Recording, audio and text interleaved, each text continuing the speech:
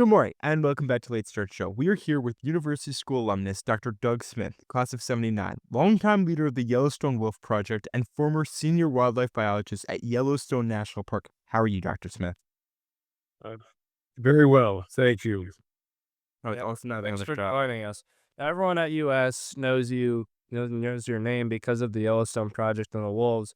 But I want to get to the story behind that. So, can you take us to the beginning, rewind all the way back, and just tell us a little bit about how you were maybe as a kid?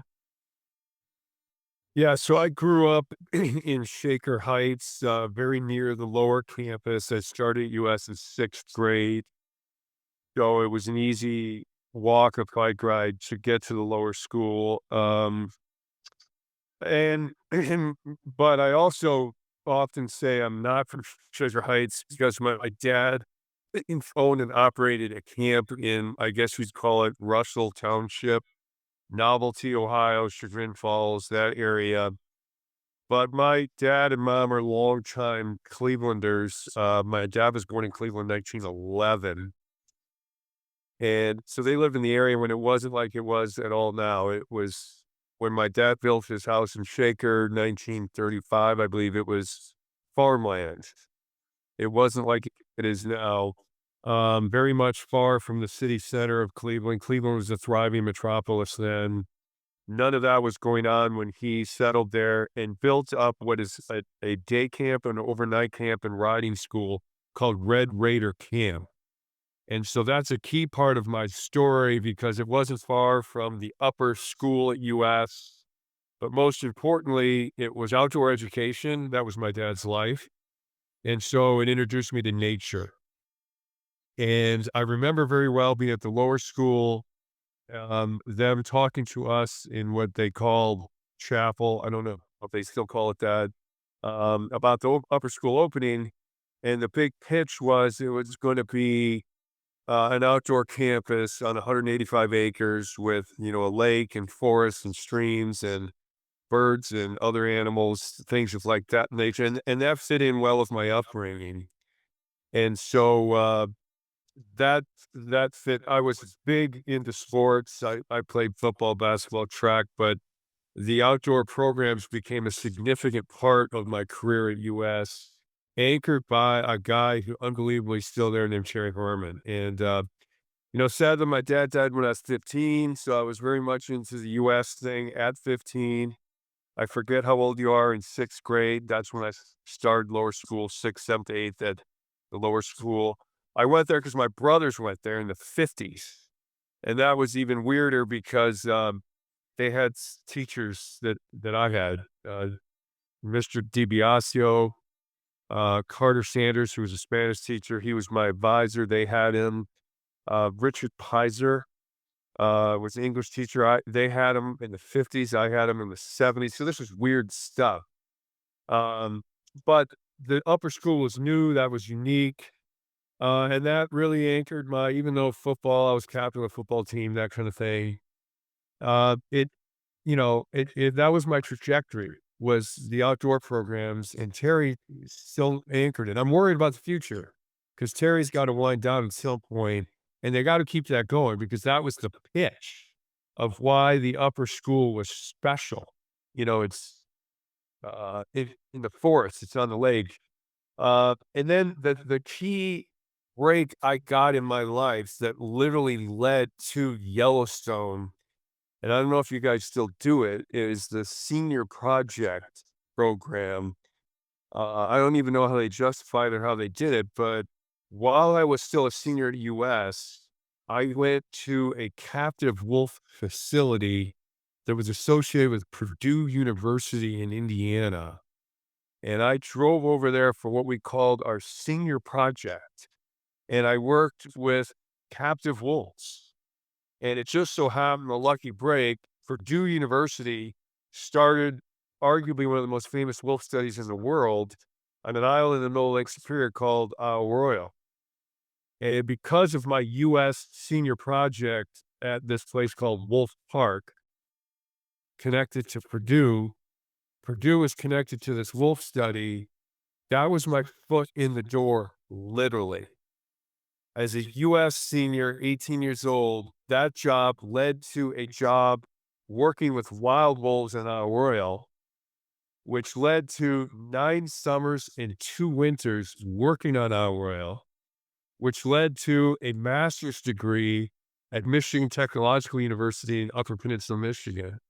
The guy who ran the IRL study, which led to a PhD at the University of Nevada, Reno, which led to another wolf job in Minnesota.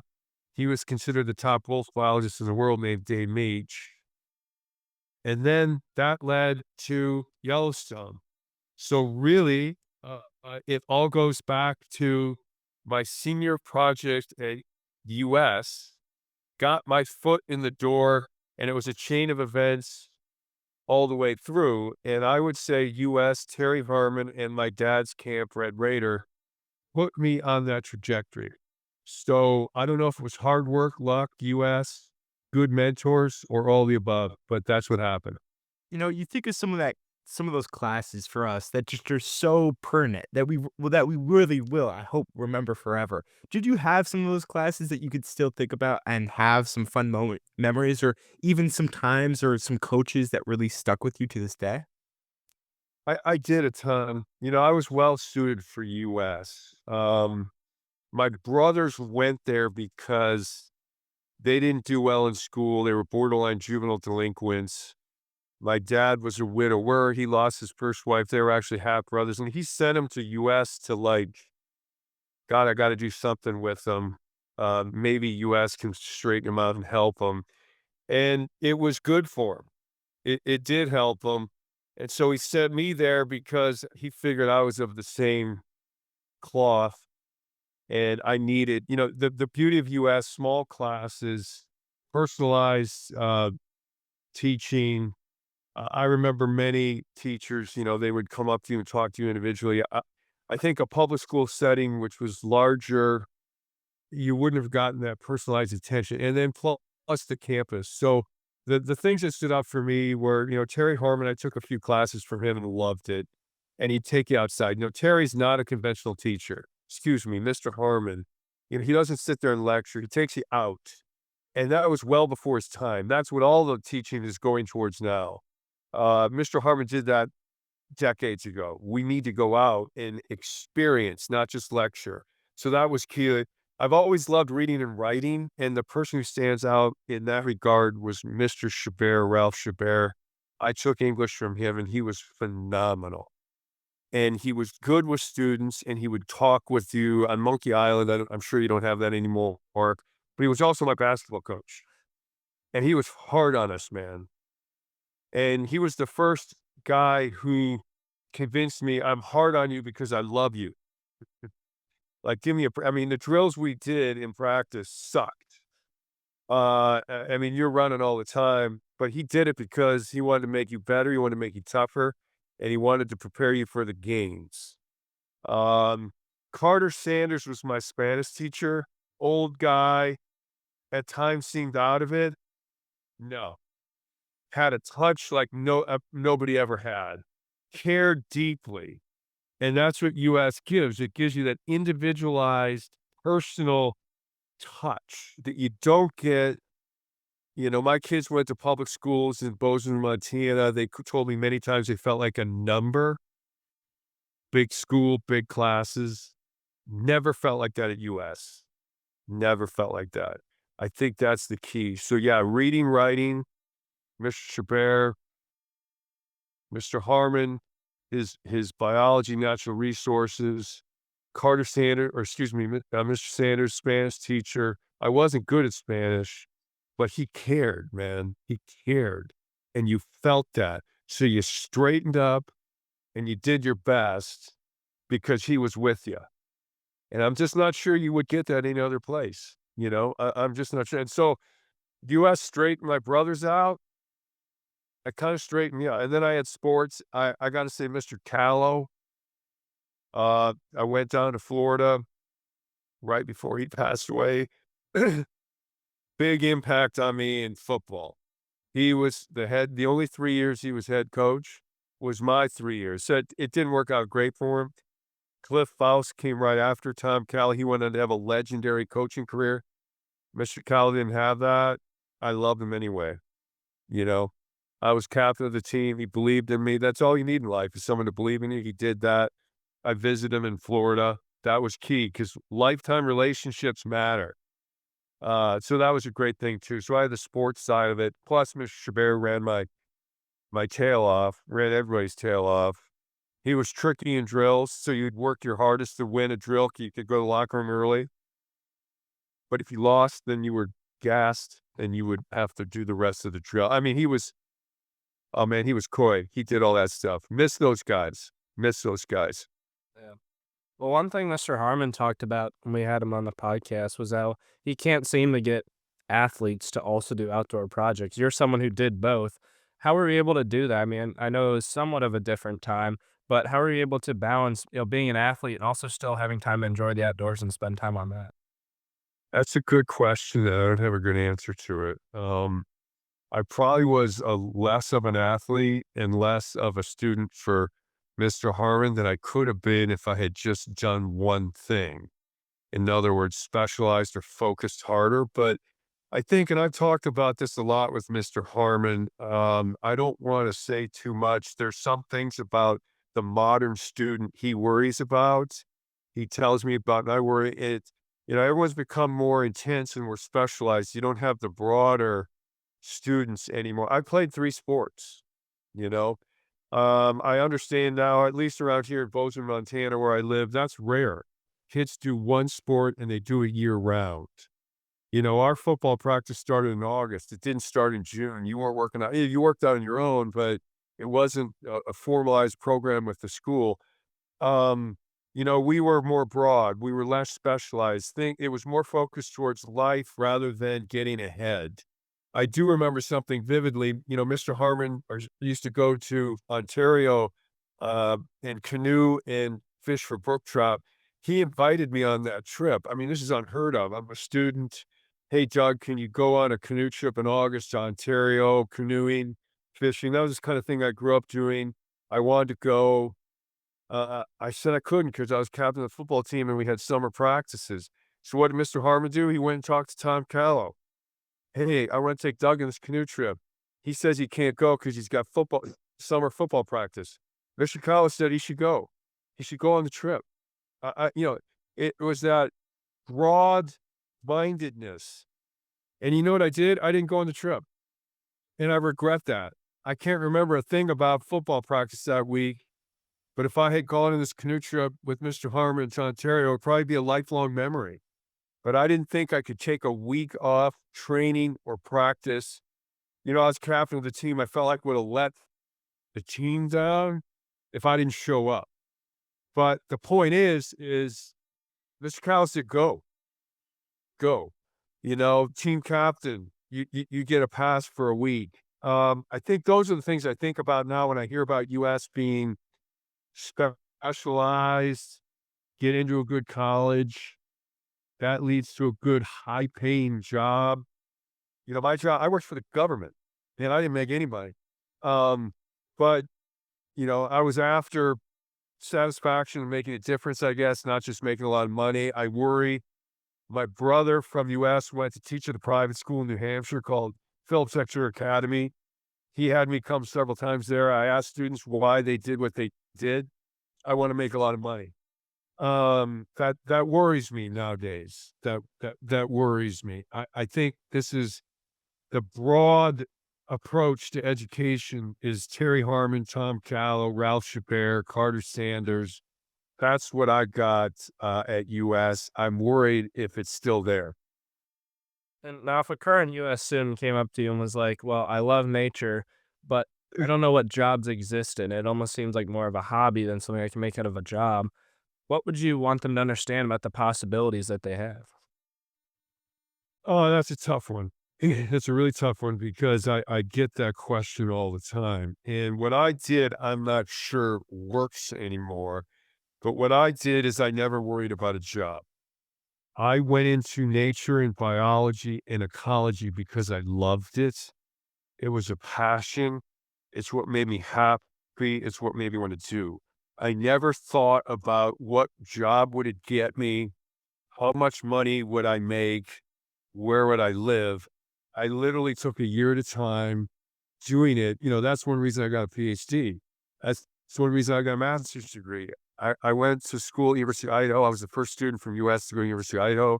I went there because it was one of the top wildlife programs in the country, but it wasn't a prestigious school like the US kids go to nowadays. It wasn't Ivy League or any of that kind of stuff. I went there because they had a good wildlife program. Well, when I got there, I went to grad school because I just wanted to prolong this existence I loved about learning about nature. And then I finished my master's degree and I'm like, oh, I want to push this out further. So I'm going to do a PhD. And I started my PhD with no job in mind at all. And I lucked out. I lucked out because, as I said a couple minutes ago, US started a chain of events that got me lucky. And you could make arguments, people have written books with the title, The Harder I Work, the Luckier I Get. Maybe I worked hard, but, I think US gave me a great start. So that's my answer is, and it's sappy and it's every day, but do what you love and everything else will fall into place. And, the other thing is, and I don't want to act like, I'm on, get on a grandstand here or a pedestal, but nature and the environment is not doing well. If you're a sentient being, you see that. The earth is crying out for help. It's bad.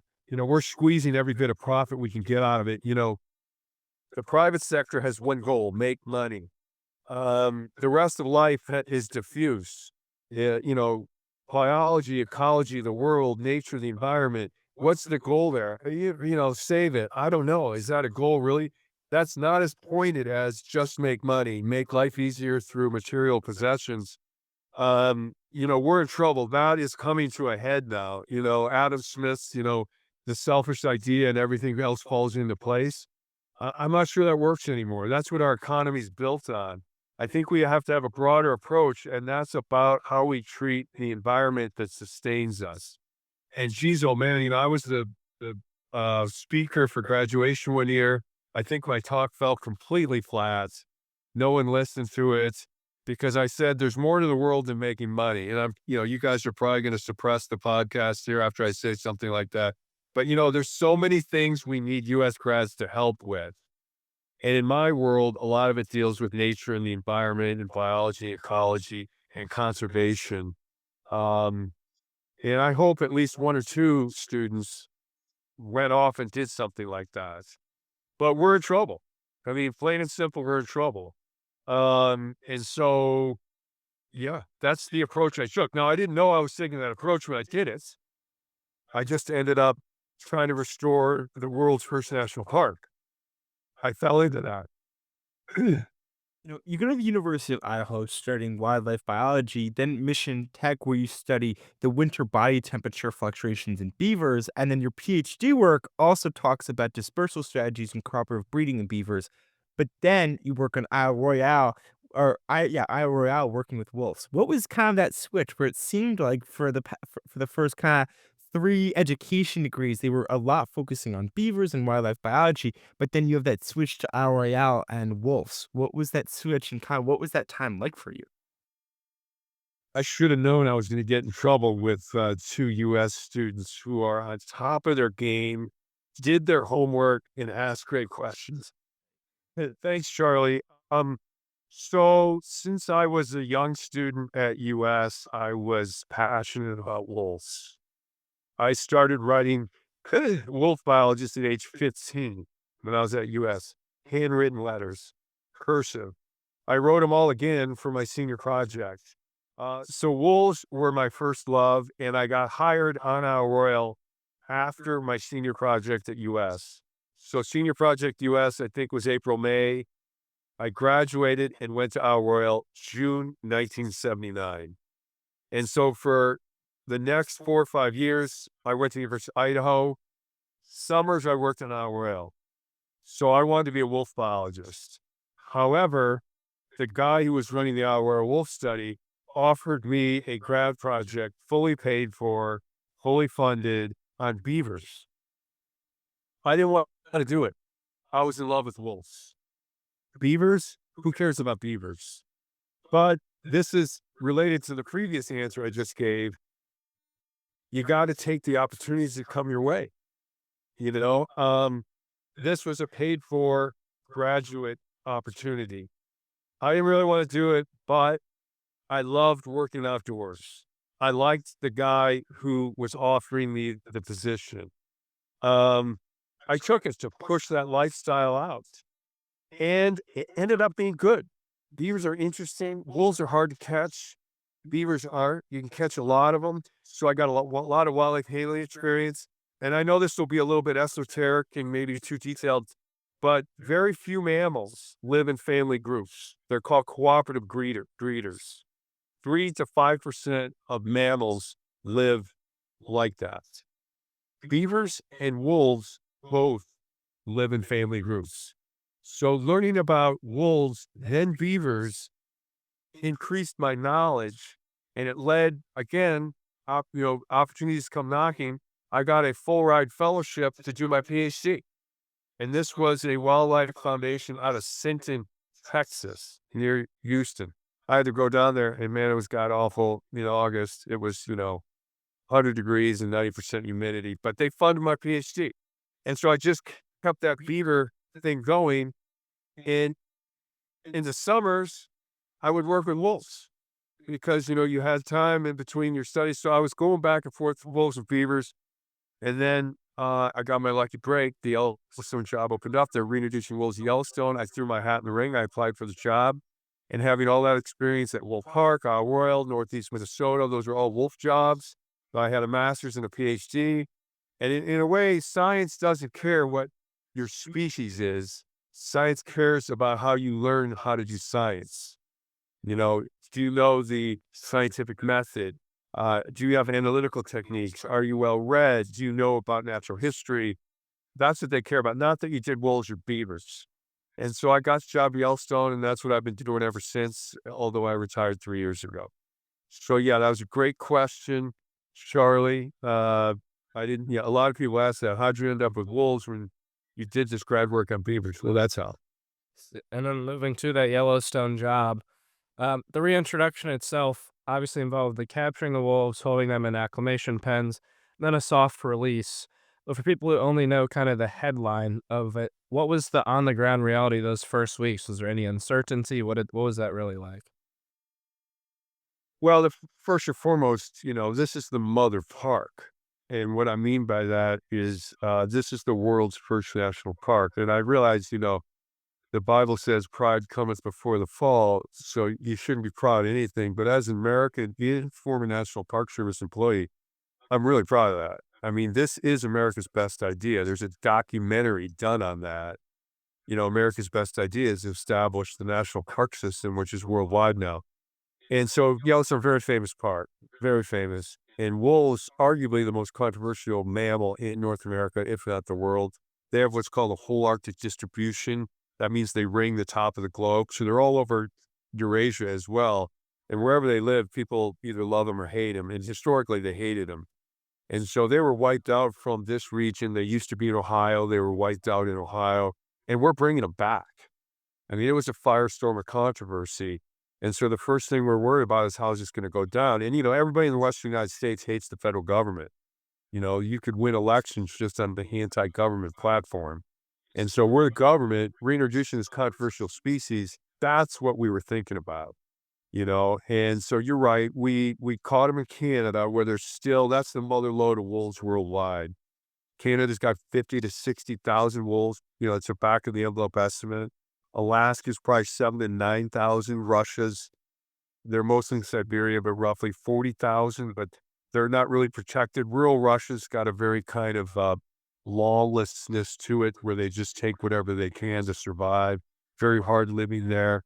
Um, so we went to Alberta and British Columbia and caught 31 wolves. We got 10 from Northwest Montana. So for a total of 41, we put them in pens, which is, acclimation period. That's essentially to break their homing response so they don't go back to Canada.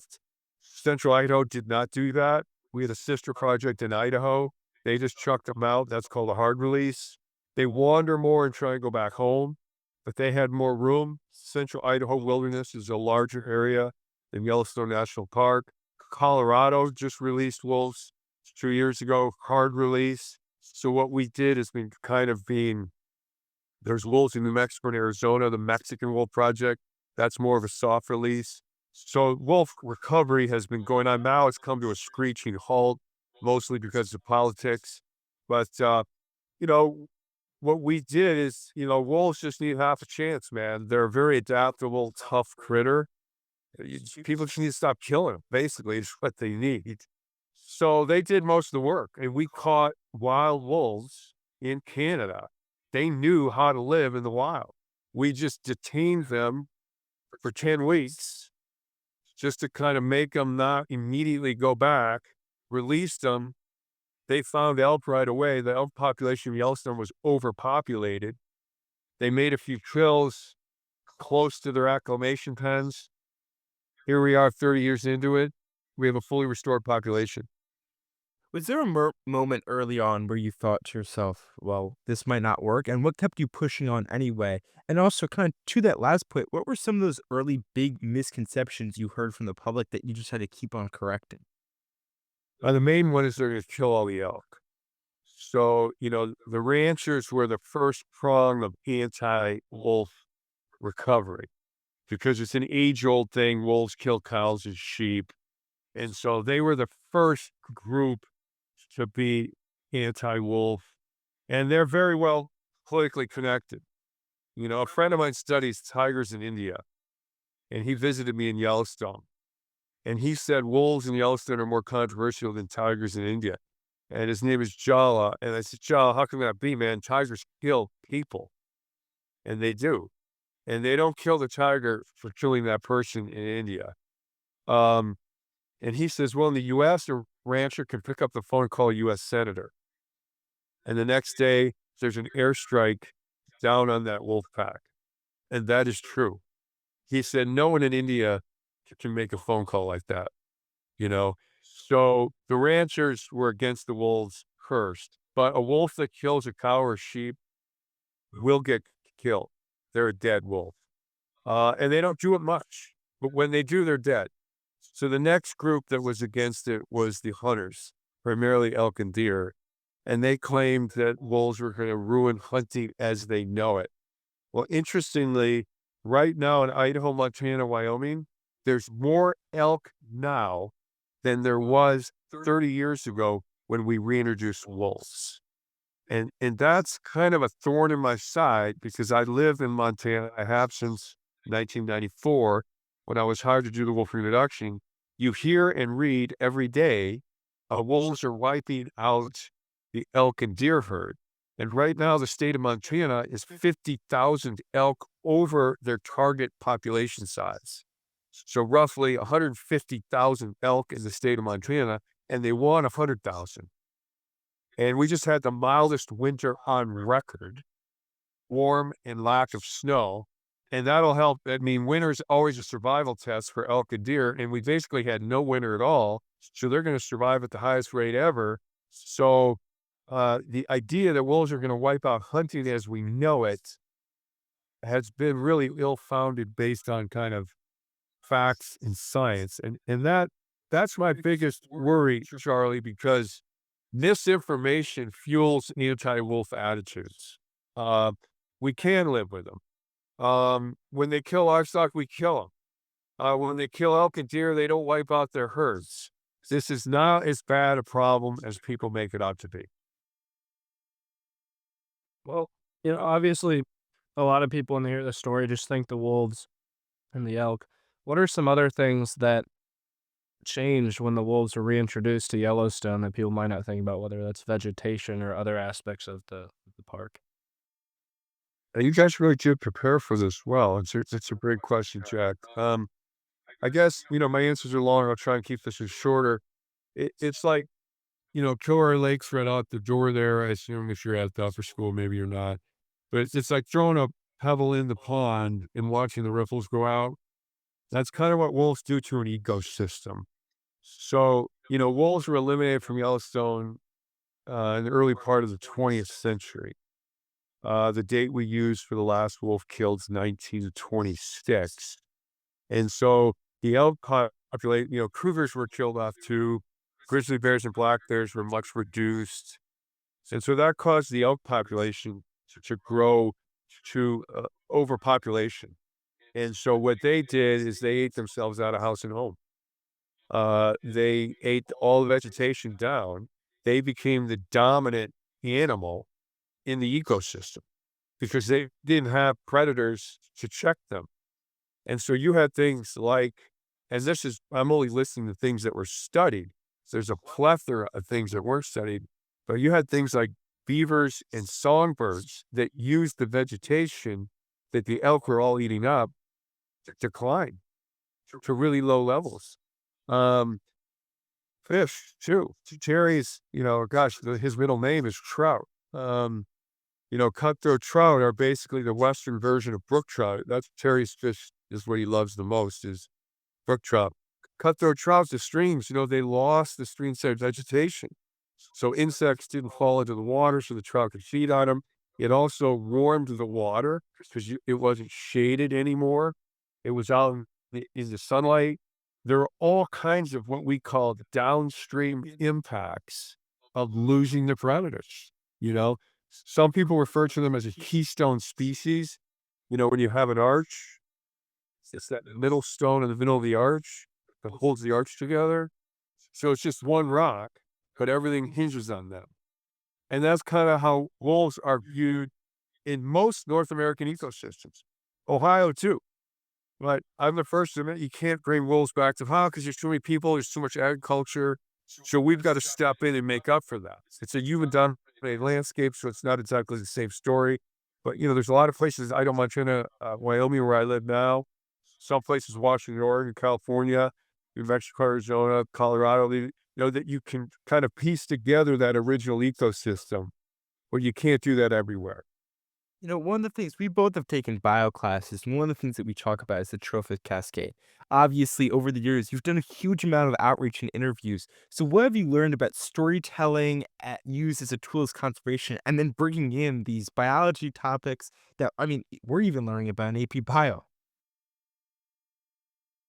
Yeah, wow. Okay, yeah, I don't have a ready answer for that one. I would say storytelling, because the Trophic Cascade story in Yellowstone has been a war zone. It's a battlefield. The scientists have been duking it out over how trophic cascades work, what happened when the ecosystem wasn't tampered with pre-wolf removal, what's happened since wolves have been back, and what that's done is confused the public. And a very famous, I don't know what you call it, video went out 10 years ago by an Englishman named George Monabit, and it was called Wolves Change Rivers, and it got 50 million hits. And, friends of mine who I went to school with from US emailed me about it. And I hadn't heard from them in 30 years. And they're emailing about it. And so it made a huge impression. Most scientists hated it because the details were wrong. They exaggerated. They didn't get every aspect of it right. And I led a field trip with biologists from Europe. They came to Yellowstone to hear about this. And their very first question is, what did I think about the video? And I gave the pat answer. It's a great example of thinking for yourself. Park staff hated it. They were like, really? We loved it. And I was like, well, why'd you love it? When's the last time an ecology video went viral? They just don't. The guy said, you're competing with Kim Kardashian. And here is an ecology video that's getting millions of hits. Who cares if some of the details are wrong? We want to communicate the bigger pictures to the public. And I agree with that. So, storytelling. I think the trophic cascade messaging, I get calls still to this day from journalists asking me, are trophic cascades real? They're a fundamental aspect of all ecosystems, terrestrial, marine, and freshwater. Ask Terry to define it for your audience. Class carnivores, wolves, bears, cougars. Go to Asia. That might be tigers, bears, wolves. Go to Africa. That might be lions, cheetahs, leopards, wild dogs. But your top level carnivores, eat the next thing below. In North America, that's elk, deer, moose, caribou, sheep, buffalo. They eat those critters. Those critters eat vegetation, whether it's woody or grasses or forbs. It's all one, two, three. Take off the top level, nothing's eating that next level. There get to be too many of them. They impact the vegetation by eating it down to almost nothing. That happened in Yellowstone. And then all the other animals, the little ones that I mentioned, trout, birds, beavers, that can't control these things, lose habitat. So your ecosystem becomes, the technical term is depauperate, or less diverse is another way of viewing it, all because this fundamental top-down approach, predators, prey, vegetation, got modified because we kill all the predators. I get journalists calling me, is that real? Because the scientists blew it. They started arguing about mechanisms. They started arguing about, well, did it really restore the ecosystem the way it used to be 125 years ago? Some said yes, some said no. It confused the public. Take a filmmaker who just got the big things right, not the little things, and 50 million people clicked, clickbait, hit on it. I'll take it. Storytelling. In the Yellowstone project, it developed this kind of wolf watching community, and it's become a thing around the park. When did you realize that wolf watching was becoming kind of its own culture? Yeah, good question. Really good question. I would say, for one, no one knew the wolves were going to be that visible. We got wolves that were hunted and trapped in Canada. We thought they'd be wary of people. There were wolf biologists said they wouldn't even come out from the trees because they would be worried someone was going to shoot at them. That didn't happen. That didn't happen. Now, keep in mind, the northern part of Yellowstone is mostly open. It would be hard to stay in the trees all the time. But either way, they didn't, and they started to appear, and it became a sensation. I mean, really, I learned this in U.S., Shaker Heights. The world is parking lots and plazas. It's an artificial existence that humans have created for ourselves. And when you have something real, like, wolves are hardly anywhere, man. We wiped them out. We tried to wipe them out from all of North America. The only thing that saved them in Canada, Alaska was remoteness. But we wiped them out from the lower 48. And you got the mother park, Yellowstone. We released wolves, and Yellowstone's easy to get to. It ain't Alaska and it ain't Northern Canada. Take a plane flight to Jackson or Bozeman, Cody, you're here. Drive into the park, boom, you can see grizzly bears or wolves. And it's one of the few places in the world you could do that. People craved it. They loved it. And so I kept waiting for it to go away. It didn't. It got bigger. And now it's this cult. Maybe I shouldn't say that. The people who hear that would be upset. But a lot of people describe it as a soap opera because the people watch the wolf families and they compare the human faces, and, the Sopranos or whatever you want to do. I mean, because the, love, hate, he, she, conflicts between packs, territorial battles, it's all playing out in front of you. But what makes it different is it's real. It's not human controlled, and it represents the wilderness, the wild. And, the United States is taken over by people. I mean, what do you guys do in Cleveland, man? You go to Cavs game, Browns game, Indians, Guardians game, see wolves and grizzly bears, and so people can't get enough of it. So we had to adapt and manage it. And really, the U.S. National Park Service, a big part of our mission and the catchphrase we use is visitor enjoyment. And this really strikes at the heart of that. People love it. And what I think it is they just crave something real. Everything I just rattle off about your life in Cleveland, no offense, just seeing wolves and grizzly bears killing stuff down in front of you, man, that's real. Yeah. And you talked about how rare it is that these wolves live in families and they also live in packs. So I guess an interesting question is, what's one thing that you think wolves get right about teamwork that humans might consistently get wrong? Well, one thing we learned about wolf packs and wolf families, those are synonymous, is they're matriarchies. So they used to think the ultimate leader of the pack was the alpha male. It's the alpha female. If it boils down to who's in charge, so it's those. She's the matriarch, and she's kind of running everything. I think the other thing about wolves is they do have a society, but it's all voluntary. There is a pecking order or a hierarchy, a dominance hierarchy that we call it, but you can leave the pack anytime you want.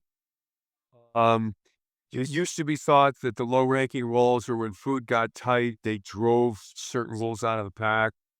No, it's more up to the individual. And pack size does fluctuate based on food availability, but it's up to that individual if they want to come or go. And if you've ever watched wolves travel, I call it lackadaisical. It's not a regimented, military boom, boom, boom. It's come if you want, lag behind if you don't want to. So there's some wolves that can be miles behind the leading front of the pack. So a male wolf, I've seen many times. Wolf goes out at night to hunt. It carries food back to the den site in its stomach. Sounds kind of gross. And then it regurgitates it, basically vomits it up for the pups. So when a male wolf comes back from a night hunting in the summer, the pups mob it. And he'll upchuck all the contents of his stomach for the pups. And you'd think the pups would leave him alone after that. Oh no, they don't do that. They bother the dude incessantly for more. He ain't got any more. What does he do? He doesn't, and I learned this about parenting from my own kids. He doesn't reprimand the pups. He goes lays down someplace they can't get because they're little pups. Great parenting tips. Not negative reinforcement, positive reinforcement. So wolves have helped my life. They're full of stories like that. Free will, stay in the pack if you want. We're leaving. As long as we feel like it, keeping everybody in line. I'll just go someplace else. So there's who's in charge? Mama. You know, there's all kinds of little nuggets from wolf life that have helped my life. I hope that answers your question. Maybe it didn't. No, for sure. You've been featured in big media, including a 60 Minutes segment that took viewers behind the scenes. You were even in one of our AP protests this year. What's something that you're kind of excited to do when it comes to the level of attention on your conservation efforts? And maybe what are you looking to do even more in the future to just only advance the field of wildlife studies even further? Oh man, I've been interviewed a ton. You guys just keep asking tough questions. Believe in what you do is the answer that I think pervades everything you just said. I always have, and that's hard to do. Being honest with yourself, self-criticism. Everyone's got a selfish interest in the world. That's basically animals. If you study biology, you learn that every creature's out for itself. It's a selfish interest. So you have to get past that. Why do I do what I do? And I think, I did have throughout my whole life, I have dedicated my life to wolves because they needed help. And I think that I always thought non-human life needed a voice. So I have always believed in what I did. Um, I think to answer your question, Charlie, it was hard working for the federal government. The federal government gave me big opportunities. They did. I am where I am today because of them. But they also controlled you. You know, especially in my later years, interviews weren't free form. They wanted to know what the questions were, and they wanted to know what the answers to my questions were going to be. And so, early on, it wasn't like that. And the public sniffs out inauthenticity faster than you can imagine. The character people spot the most is authenticity or trustworthiness to telling the truth. It's just kind of part of our evolutionary history. We spot a fraud and a phony quick. And so the government got to be more kind of worried about risk aversion, and wolves are controversial. We don't want to get in trouble, so we better, nip Doug in the heels before he gets us in hot water. So since retiring, that's been kind of my focus. I no longer have Uncle Sam on my back. So, when I got a call from a journalist when I worked for the parks, first thing I had to do is refer them to the gatekeepers. Call public affairs and see if they give me the green light to talk. Now I just talk. Boom. I'm on the phone. I'll tell you what I think. I wrote a book, not that great of a book. It's just about basic wolf biology, but it didn't have to get approved by the government. It's coming out in June. It's just a book based on wolves. I might write another that tells the story of Yellowstone wolf reproduction in a less censored way. Get at the keys to the wolves and get at the keys to the people and the keys to the controversy, what happened in a way that will help. I'm not going to take down the federal government. I'm not anti-government. It's easy to criticize because they're huge bureaucracy, but what huge bureaucracy isn't criticizable, if that's a word. You guys are probably intellectuals and that's not a word. But what I mean to say is in a constructive way that isn't, inhibiting, which is what I really felt. Wolves are, in terms of wildlife, the most controversial species you can find. Speak your mind, man. Speak your mind, because people will know that you're being curtailed. And now it ain't like that. Now, and so that's the answer to that question, Charlie. Well, Dr. Smith, we always end with some version of this. When you zoom out beyond wolves and beyond career titles, what is your why? What is the deeper reason you've done all this and the reason you still care to this day? Because nature needs help, and they need a voice. You're at US. I thought a lot about this when I was there in your position. What are you good at? That's kind of a lifelong pursuit. So that's a lifelong question, and I still don't know. But what happened is going to Yellowstone gave me a platform. It gave me a podium too. You work in Yellowstone, people want to know, they want to hear what you have to say. And then you throw in wolves. And those two things were just explosive. Boom. World's first national park, killed off all the wolves. The government did. And now the governor's bringing them back. And so what was I good at? What do I want to do? I want to be a voice for nature. And it wasn't just wolves. It was for nature. It's like, what did we do? It was wrong. And we can fix it. We can bring it back. And so I wanted to point that out. And it took me a while because I grew up in Ohio, which is Midwestern state. You're never supposed to, tell about yourself. My parents raised me to be, never make a big deal of yourself. Be quiet, sit in the back. Don't shoot your own horn. My mother told me that all the time. And midway through my career in Yellowstone, I was like, no, man, I'm going to toot the wolf's horn. I'm going to use this podium they're giving me to talk about them. So I had to overcome my Ohio upbringing, a quiet Midwesterner. Don't make a big deal out of yourself. My mother tell me, you're not that great. Just sit in the back. I would pound on the podium and go, this is important. Nature's important. Wolves are important. We did it wrong. We got to fix it. I still believe that. We got a lot more to go. Nature's on the run. Someone needs to speak out for them. You guys do. Mr. Harvard does. US does. We all have a part in that. It's all part of just the only goal in life ain't just making money.